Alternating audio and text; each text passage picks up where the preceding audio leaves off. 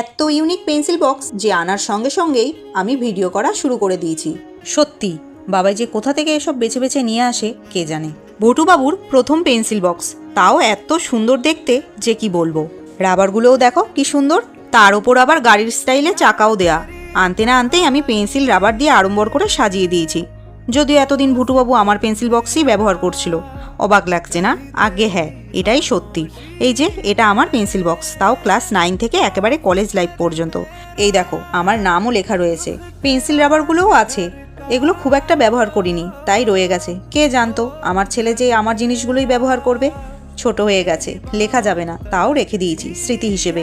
ওই দেখো, যার যা কাজ গাড়ি চালাতে শুরু করে দিয়েছে।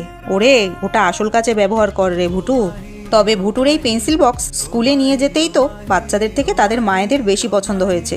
তোমাদের কেমন লাগলো ভুটুর পেন্সিল বক্স? অবশ্যই কমেন্ট করে জানাও।